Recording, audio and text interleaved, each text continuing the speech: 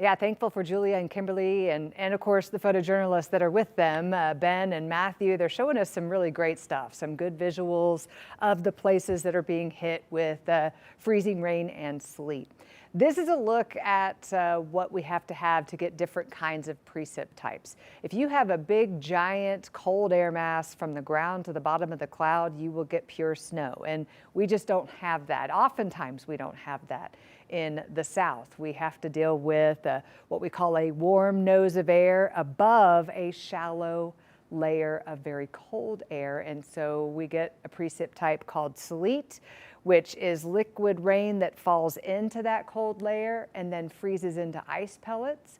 Or in the very shallowest part of the cold air, you have liquid rain that falls all the way to the ground, but then freezes on impact with cars, trees, power lines, the deck, and other things. So that's what we're dealing with, is a very shallow, very potent layer of cold air that is icing a lot of things up. We've got the big Arctic air mass, all those places that we've been looking at, Kansas City, St. Louis, Dallas even now, seeing cold enough air that it's just a pure snow. But we've got cold air wedged up against the mountains, which gives us that very shallow layer of cold air.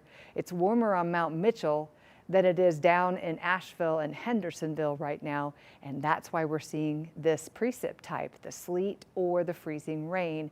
That's what's falling across the central part of the area, the upstate and the foothills.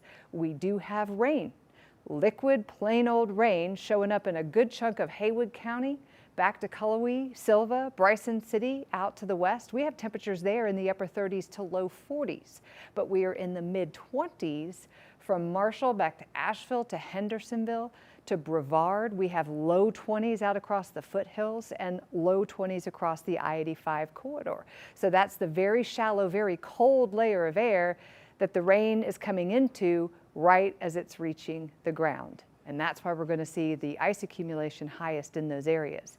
Now, we may see a lull here in the precip a little bit later this morning, but take a look what's back out to the west. That is all heavy precip that will be moving in to these freezing temperatures.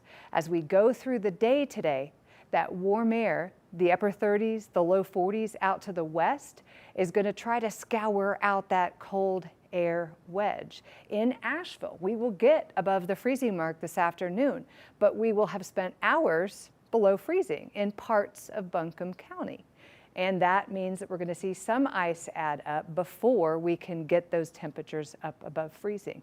The farther south you live, the higher the ice impacts. The farther north you live, the farther west you live, we may not see much in the way of ice impact. But in the foothills, the upstate, and then this transition zone along the Blue Ridge Escarpment, we are going to see some damaging ice possible heading through the afternoon, on the order of 1/4 of an inch of ice to possibly a 1/2 inch of ice before it's all said and done. The precip does move out this evening, and then we have dangerous cold coming in behind the system. I'll show you those numbers coming up.